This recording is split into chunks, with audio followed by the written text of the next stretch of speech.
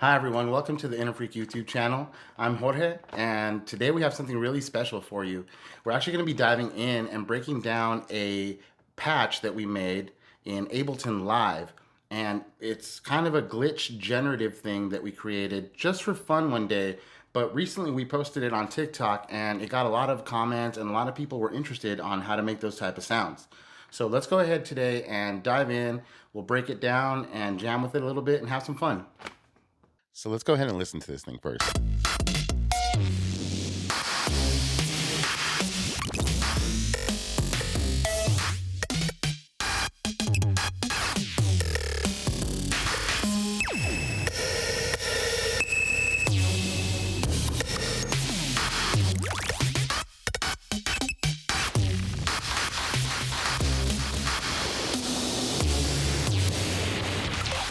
And so on, right?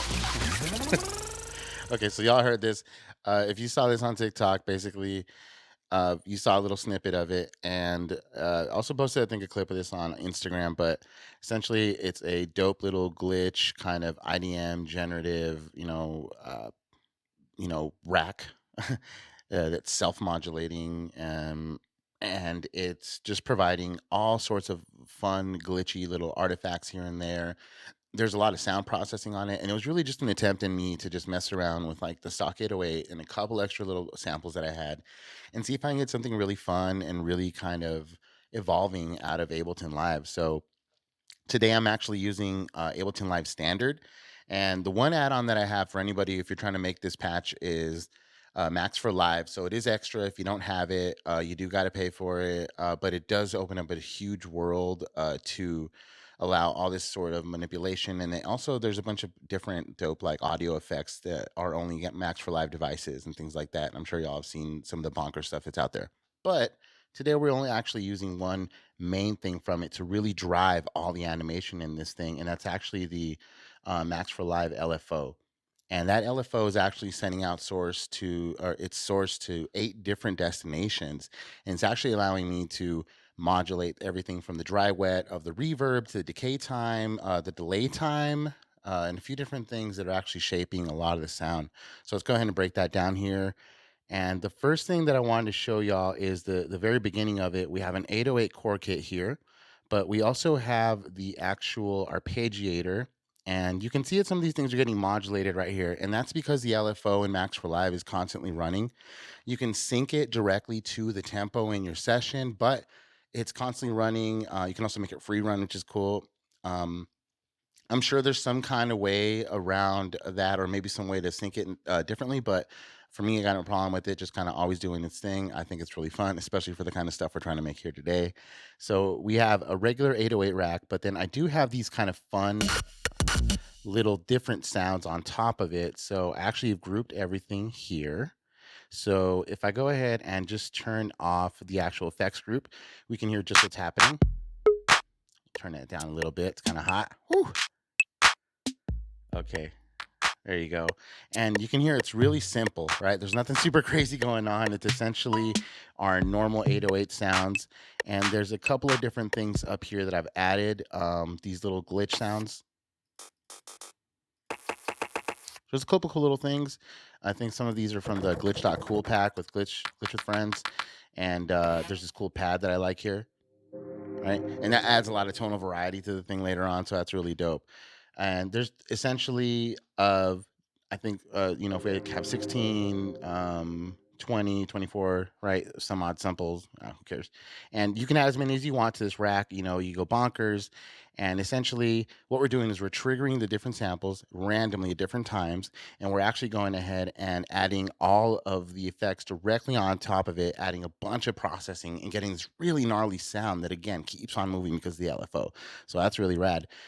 So let's go ahead and give it a play here again. And you'll notice that our random chance is up pretty high. If we lower it all the way, we're kind of stay down in this region here. If we bring it back up to where we had it, which is like 70, 80%, something like that. And we also have the arpeggiator on random. You'll see we're getting all sorts of notes triggered up here. We actually want to give it some more choices too. So we have this cool thing where essentially all these notes are getting triggered. directly from the random and the arpeggiator, and everything's getting triggered at different times, right? So you don't really know what you're going to get. Sometimes you get that cool little pad, sometimes you get random kicks, and that is giving it a ever-changing landscape, right? Because you're not going to get the same thing really twice. Every now and you'll get a little stutter because of delays and stuff, and that's kind of killer. So if I turn on the effects rack again here, the first thing in line we have is the drum bus. The next thing in line we have is the saturator. Then we have a delay. We have a reverb, and we have one instance of OTT, the stock OTT, and then we have a little bit of mid bumped up on that, and then we have a bass mono utility, and finally a limiter at the end just to rein everything in. So let's go ahead, and I'm actually going to turn everything back on, and then it'll turn things off to kind of show what's happening here.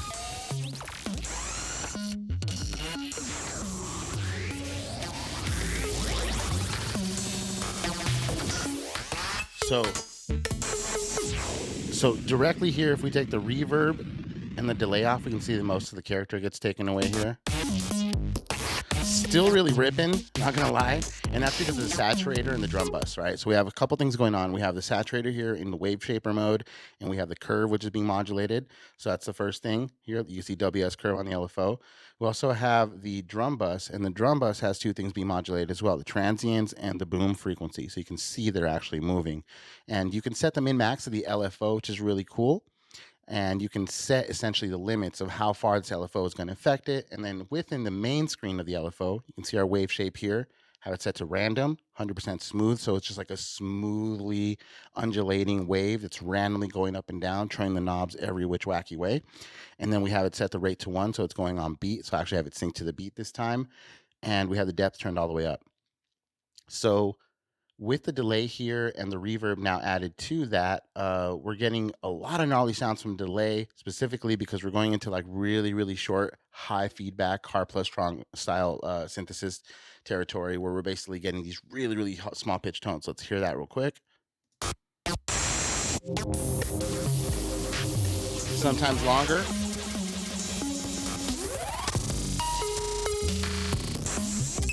And then you hear that suck up directly, right? So that with the reverb added and those those kind of weird juxtaposing effects, essentially you're getting these washes sometimes where you have this dry brittle sound where you're getting these small plinky phaser almost type really high delay sounds, and then you're getting it kind of going into this reverb, which is again washing out sometimes coming back in. I also have the stereo width being affected here on the reverb, so y'all can check that out. Let me go ahead and turn them all again.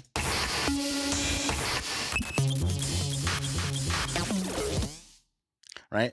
And so at the end here, we have the bass mono, and I think that makes a huge difference. If I play everything and remove the bass mono, you can hear it's dope, but there's so much stereo width that there's loss in the middle and the center, and the bass is really hitting.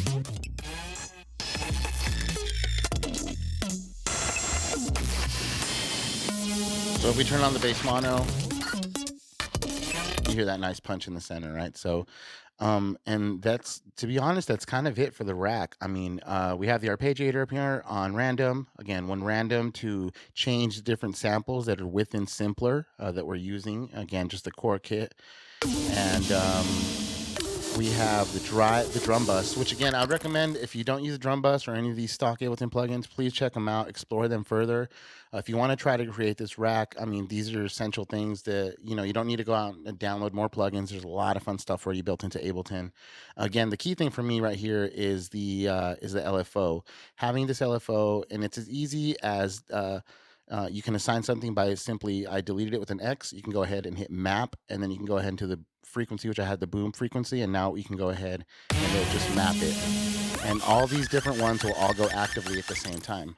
And it's just causing all sorts of fun in this patch right here. And again, this is all inspired by kind of my explorations with modular stuff and everything like that. So a lot of the ideas come from trying to have modulation and automation and essentially things happening on their own within Ableton. And you can do that with automation curves, which is a really fun way, but you got to get in there and kind of draw them. So I think that adding the LFO from the Max for Live devices really opens up Ableton to be able to make these generative things. So a couple quick things before I go.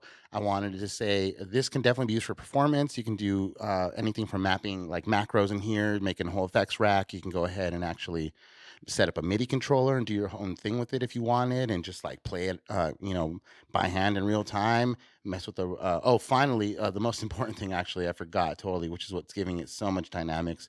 One of these LFOs here, if we look at it, the synced rate that's going from 19% to 85, that's actually going directly to the arpeggiator and going to the rate of the arpeggiator, which I think we covered in the beginning, but I just wanted to note that I was actually getting, uh, you know, modulated by the LFO. So again, sometimes you have these long, short parts, and then you have these quick bursts of like 30-second or 64th notes, and it's bonkers with all the delay and everything else that's happening because it all turns into one big glitchy mess, right? So feel free to explore this, build one of your systems like this, use whatever samples you want.